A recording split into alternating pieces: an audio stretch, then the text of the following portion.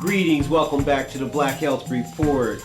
Today we have a couple updates. Number one, people in New York are hot about this bill, this proposed bill by Nick Perry. Got a lot of people upset about this mandatory bill that actually says that you can be detained if you're infected or if you've been in contact with someone that's been infected. This is a really great concerning because not only my concern about the people that are in New York, but also what we know is a lot of times these particular bills tend to circulate and duplicate in other states.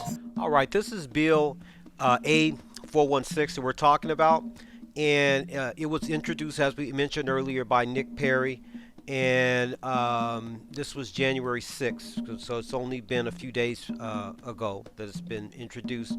And this first page here, I think this is what's concerning people. It's line 3 here is the removal and detention of cases, contacts, and carriers who are or may be a danger to public health. And so this is an issue. This is the same page here, because it's kind of hard to do this like this, but I want you guys to take a closer look at it. One of my concerns here is line 13 here, where it says may pose an imminent and significant threat to the public health resulting in a severe morbidity or high mortality. The governor or his or her delegate, including but not limited to the commissioner of the heads of local health departments, may order the removal and or detention of such a person or group of such persons by issuing a single order. Identify such persons either by name or by a reasonable specific description of the individuals or groups being detained. Such a person or group or person shall be detained in a medical facility or other appropriate facility or premises designed by the governor or his or her delegate, and complying with subdivision 5 of this section. Okay, this is what I think people have a problem with here. This section here, where it's is section 41. 7 here. It talks about when a person or group is ordered to be detained pursuant to subdivision 2 of this section. It talked about detaining you for 3 days.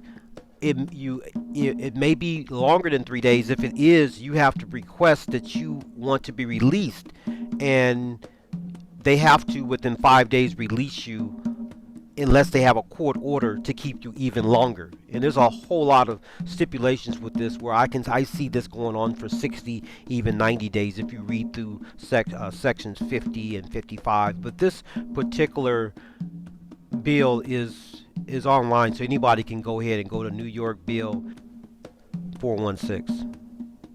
All right, so this is the last page of AB 416.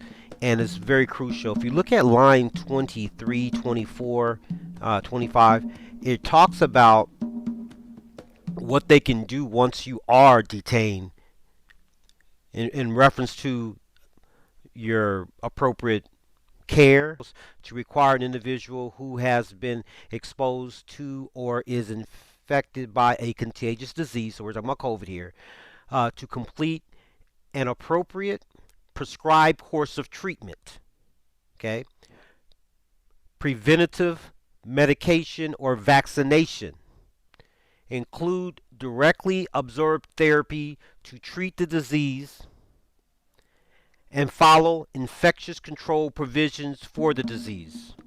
Now, if you look down here, section 13, this provision of this section shall not be construed or permit or require the forcible administration of medication without a prior court order. For me reading that, it's saying that they cannot do any forced administration of medications without a court order. But what if they have a court order? So this really concerns me on that. And then as of right now, it talks about this act shall take an effect on the 30th day after it shall have become law. Okay, so this is the particular bill. Hopefully it doesn't get traction, but I just want to report that and want to make sure we keep our eyes on this. So hopefully, wherever you live throughout the United States, bills like this come to your state. Hopefully you'll push back on them just like we need to. All right. Okay. Okay, as we can see, this is not a new bill. It's actually a bill that's been on the books for quite a while, but it keeps on failing, and so it's just so interesting that right now during this pandemic, this bill is trying to be passed. It says this article says year-old bill that would allow state to detain contagious patients extremely unlikely to gain any traction in Albany, and so they're talking about the opposition to this. Now, this is Assembly Bill AB 416 in New York.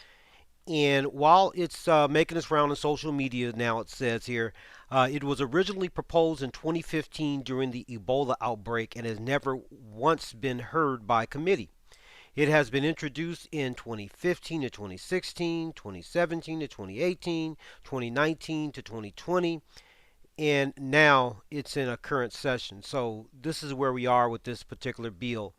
And so it's just something to keep our eyes on. We don't want these type of bills. I don't even know why they're proposing them because it's just a thought, kind of just kind of concerns me. All right, Perry, and this is Perry responding to his critics to this bill A416. Somewhere in the future, there may be the need for people to protect from a person or persons carrying a very deadly and transmittable virus. And this bill is designed to ensure that our government could lawfully act, protect all the people. And then it goes on to say here, I am open to amendments that would address real concerns raised by critics and will quite happily accept the suggestions that will improve the bill in regards to concerns to constitutional rights. That should have been taken in consideration before a bill has been put forth, thinking about what constitutional rights you're going to be affecting. Okay, so anyway, let's keep it moving. All right, thank you, Holistic Health family, for tuning in to the Black Health Report once again. Please go to Ask Tabiti on YouTube and subscribe now. Until next time, one love.